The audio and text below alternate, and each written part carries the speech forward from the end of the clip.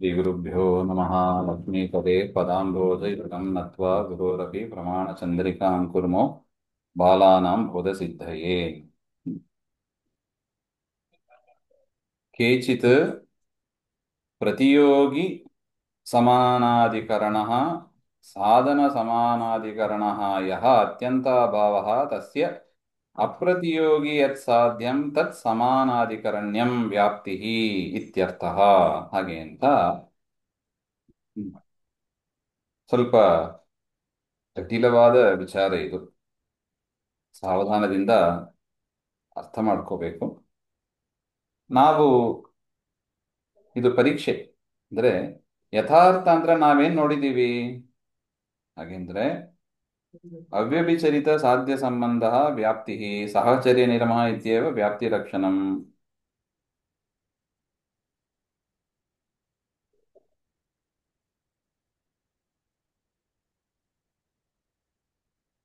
ಹ್ಮ್ ಅತ್ರ ಸಹಚರ್ಯಂ ಹೇತೋಃ ಸಾಧ್ಯೇನ ಸಂಬಂಧ ಮಾತ್ರ ವಿವಕ್ಷಿತಂ ಹಾಗೆ ಅಂತ ನೋಡಿದ್ದೀವಿ. ಸಾಹಚರ್ಯ ಅಂದ್ರೆ ಏನು? ಹೇತು ಸಾಧ್ಯಗಳ ಒಂದು ಸಂಬಂಧ ಅಷ್ಟಿದ್ರೆ ಸಾಕು. ಸಂಬಂಧ ಮಾತ್ರ ವಿವಕ್ಷಿತ ನದು ಸಾಮಾನಾಧಿಕರಣ್ಯಮೇವ, ಒಂದೇ ಅಧಿಕರಣದಲ್ಲಿ ಇರಬೇಕು ಅಂತ ನಿಯಮ ಇಲ್ಲ ಹಾಗೆ ಅಂತ ನೋಡಿದ್ದೀವಿ ನಾವು.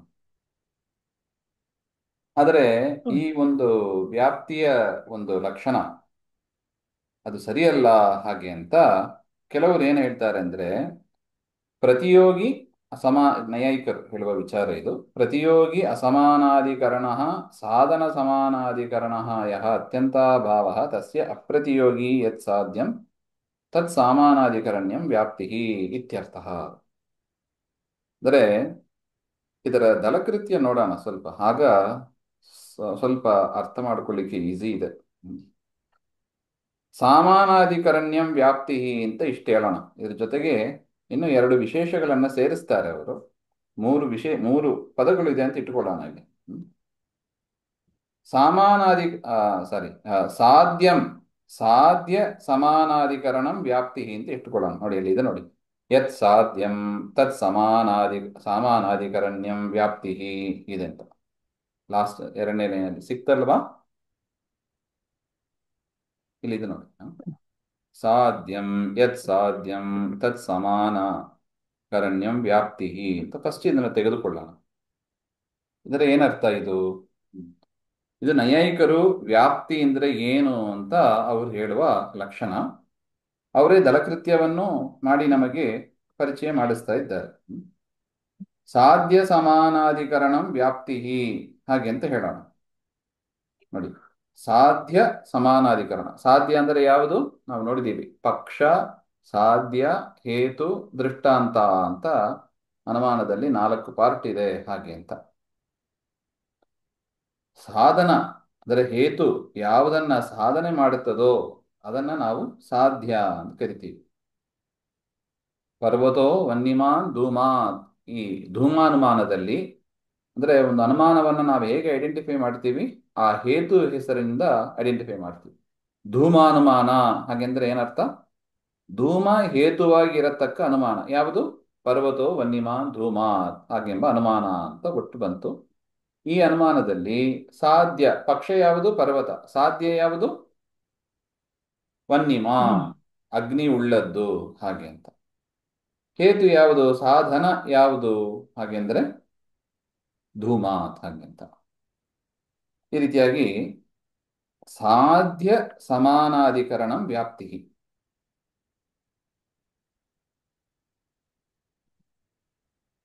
ಅಂದ್ರೆ ಏನರ್ಥ ಬಂತು? ಸಾಧ್ಯದ ಜೊತೆಗೆ ಸಮಾನಾಧಿಕರಣದಿಂದ ಯಾವುದು ಇದೆಯೋ ಅದು ವ್ಯಾಪ್ತಿ ಹಾಗೆ ಅಂತ. ಅಂದ್ರೆ ಏನರ್ಥ? ಹೇತು ವ್ಯಾಪ್ತ, ಹೇತು ಸಾಧ್ಯ ಇದು ಒಂದೇ ಅಧಿಕರಣದಲ್ಲಿ ಇರಬೇಕು ಅಂತ ಅಷ್ಟು ಅರ್ಥ ಬಂತು. ಹೇತು ಸಾಧ್ಯ ಒಂದೇ ಅಧಿಕರಣದಲ್ಲಿ ಇದ್ರೆ ಅದನ್ನ ವ್ಯಾಪ್ತಿ ಅಂತ ಕರಿತೀವಿ ಹಾಗೆ ಅಂತ. ಇಷ್ಟು ಹೇಳಿದ್ರೆ ಆ ಇನ್ನೊಂದು ಅನುಮಾನದಲ್ಲಿ ಅತಿವ್ಯಾಪ್ತಿ ಬರುತ್ತದೆ. ಪರ್ವತಃ ವನ್ಯಮಾನ್ ಪ್ರಮೇಯತ್ವಾತ್ ಹಾಗೆಂಬ ಅದರಲ್ಲಿ ಅತಿವ್ಯಾಪ್ತಿ ಬಂತು. ಅತಿವ್ಯಾಪ್ತಿ ಯಾಕೆ ಬಂತು ನೋಡಿ, ಇಲ್ಲಿ ಸಾಧ್ಯ ಸಮಾನಾಧಿಕರಣ ಅಂದ್ರೆ ಏನರ್ಥ? ಅಗ್ನಿ ಮತ್ತು ಪ್ರಮೇಯ. ಪ್ರಮೇಯ ಅಂದ್ರೆ ಏನು? ತಿಳಿಯೋದು ಅಂತ ಅರ್ಥ. ಆ ತಿಳಿಯುವಿಕೆ ಎಲ್ಲಿದೆ? ಅದು ಅಗ್ನಿಯಲ್ಲಿ ಇದೆ. ಅದರಿಂದ ಆ ಪ್ರಮೇಯ ತಿಳಿಯೋದು ಎಂಬುದು ಎಲ್ಲ ಪದಾರ್ಥದಲ್ಲೂ ಇದೆ. ಅದು ಅಗ್ನಿಯಲ್ಲೂ ಇದೆ. ಹೌದು ತಾನೆ? ಎಲ್ಲ ಪದಾರ್ಥವನ್ನು ನಾವು ತಿಳಿತೀವಿ, ಕಣ್ಣಿಂದ ನೋಡ್ತೀವಿ, ಶಬ್ದದಿಂದ ಕೇಳ್ತೀವಿ, ಯಾವುದೋ ಒಂದು ಮುಖಾಂತರ ನಾವು ತಿಳಿತೀವಿ, ಜ್ಞಾನೇಂದ್ರಿಯ ಮುಖಾಂತರ ತಿಳಿತೀವಿ. ಈ ರೀತಿಯಾಗಿ ಪರ್ವತೋ ವನ್ಯಮಾನ್ ಪ್ರಮೇಯತ್ವಾತ್ ಎನ್ನುವುದರಲ್ಲಿ ಅತಿವ್ಯಾಪ್ತಿ. ಹಾಗೆ ತತ್ಕಥಂ, ಅದು ಹೇಗೆ ಹಾಗೆ ಅಂದರೆ ಆ ನೋಡಿ, ಈ ಒಂದು ಅನುಮಾನದಲ್ಲಿ ಸಾಧ್ಯ ಯಾವುದು? ಯಾವುದನ್ನ ಸಾಧನೆ ಮಾಡ್ತೀವಿ? ಅಗ್ನಿಯನ್ನ ಸಾಧನೆ ಮಾಡ್ತೀವಿ. ಪರ್ವತದಲ್ಲಿ ಅಗ್ನಿಯನ್ನ ಸಾಧನೆ ಮಾಡ್ತೀವಿ. ಪರ್ವತೋ ವನ್ಯಮಾನ್ ಪ್ರಮೇಯತ್ವ ಹಾಗೆಂಬ ಅದರಲ್ಲಿ ಅಗ್ನಿಯನ್ನ ಸಾಧನೆ ಮಾಡ್ತೀವಿ. ಅದರಿಂದ ಸಮಾನಾಧಿಕರಣ, ಆ ಪ್ರಮೇಯತ್ವ ಎನ್ನುವುದು ಅಗ್ನಿಯಲ್ಲಿ ಬಂತು ಹಾಗೆ ಅಂತ. ಹೇತು ಸಾಧ್ಯಗಳು ಒಂದೇ ಅಧಿಕರಣದಲ್ಲಿ ಇರಬೇಕು ಹಾಗೆ ಅಂತ. ವ್ಯಭಿಚಾರ ಹೇಗಾಯಿತು ಹಾಗೆ ಅಂತ ಹೇಳಿದರೆ ನೋಡಿ, ವ್ಯಾಪ್ತಿ ಹೇಗಿದೆ? ಯತ್ರ ಪ್ರಮೇಯತ್ವಂ ತತ್ರ ಅಗ್ನಿತ್ವಂ ಹಾಗೆ ಅಂತ. ಯತ್ರ ಪ್ರಮೇಯತ್ವಂ ತತ್ರ ಅಗ್ನಿತ್ವಂ. ಯಾವ್ಯಾವುದು ತಿಳಿಯಲು ಯೋಗ್ಯವಾಗಿದೆಯೋ ಅಲ್ಲಿ ಎಲ್ಲ ಅಗ್ನಿತ್ವ ಇದೆ. ಹೇಳಿಕ್ ಬರ್ತದಾ? ಇಲ್ಲ. ಹಾ, ಹೇಳಿಕ್ ಬರೋದಿಲ್ಲ. ಈಗ ನೋಡಿ, ಪುಸ್ತಕ ತಿಳಿತೀವಿ, ಅಲ್ಲಿ ಪ್ರಮೇಯತ್ವ ಇದೆ, ಇದು ಪುಸ್ತಕ ಅಂತ ತಿಳಿತೀವಿ. ಯತ್ರ ಪ್ರಮೇಯತ್ವಂ ತತ್ರ ಅಗ್ನಿತ್ವಂ. ಪುಸ್ತಕದಲ್ಲಿ ಅಗ್ನಿ ಇದೆಯಾ? ಇಲ್ಲ. ಇಲ್ಲ. ಹ್ಮ್ ಅಗ್ನಿಯಲ್ಲಿ ಅಗ್ನಿತ್ವ ಇದೆ ಅಷ್ಟೆ. ಅದರಿಂದ ಈ ವ್ಯಾಪ್ತಿ ಏನಾಗಿದೆ? ಅದು ಅದು ವ್ಯಭಿಚರಿತವಾಗಿದೆ. ದೋಷಪೂರಿತ. ಹಾ, ದೋಷದಿಂದ ಕೂಡಿದೆ ಹಾಗೆ ಅಂತ.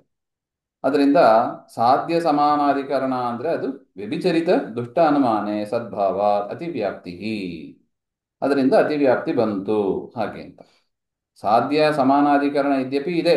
ಹ್ಮ್ ಪಕ್ಷ ಸಾಧ್ಯ ಹೇತು ಎರಡು ಒಂದೇ ಸಮಾನಾಧಿಕರಣ ಉಳ್ಳದ್ದಾಗಿ ಇದೆ. ಆದರೂ ಕೂಡ ಈ ಅನುಮಾನದಲ್ಲಿ ವ್ಯಭಿಚಾರ ಇದೆ. ಅದರಿಂದ ಇದನ್ನೇ ನಾವು ವ್ಯಾಪ್ತಿ ಅಂತ ಹೇಳಿದರೆ, ಸಾಧ್ಯ ಸಮಾನಾಧಿಕರಣಂ ವ್ಯಾಪ್ತಿ ಅಂತ ಇಷ್ಟೇ ಹೇಳಿದರೆ ಪರ್ವತಃ ಅಗ್ನಿಮಾನ್ ಪ್ರಮೇಯತ್ವಾತ್ ಎನ್ನುವ ಅನುಮಾನದಲ್ಲಿ ಅತಿವ್ಯಾಪ್ತಿ ಬರುತ್ತದೆ. ಆ ಅತಿವ್ಯಾಪ್ತಿ ನಿವಾರಣೆ ಮಾಡುವುದಕ್ಕಾಗಿ ಸಾಧನ ಸಮಾನಾಧಿಕರಣ ಅತ್ಯಂತಾಭಾವ ಪ್ರತಿಯೋಗಿ ಹಾಗೆ ಅಂತ. ಯಾವುದು? ಇಲ್ಲಿಂದ ತೆಗೆದುಕೋಬೇಕು. ಸಾಧನ ಸಮಾನಾಧಿಕರಣ ಅತ್ಯಂತ ಅಭಾವ ಪ್ರತಿಯೋಗಿ ಹಾಗೆ ಅಂತ. ಆ ಒಂದು ಪ್ರತಿಯೋಗಿ ಅಸಮಾನಾಧಿಕರಣ ಎಂಬುದನ್ನು ಅದು ಮುಂದೆ ವಿಚಾರ ಮಾಡೋಣ. ಸೊ ಇದು ಮೂರು ದಳ ಇಲ್ಲಿ ಮಾಡಿದ್ದಾರೆ ಅಂತ. ಈ ಎರಡನೇ ದಳ ವಿಚಾರವನ್ನ ಮತ್ತೆ ನಾಳೆ ನೋಡೋಣ. ಸಮಯ ಆಯಿತು. ಶ್ರೀಮಧ್ವಾಂತರ್ಗತ ಶ್ರೀಕೃಷ್ಣ ಅರ್ಪಣಮಸ್ತು. ಶ್ರೀ ಹರೇ ನಮಃ.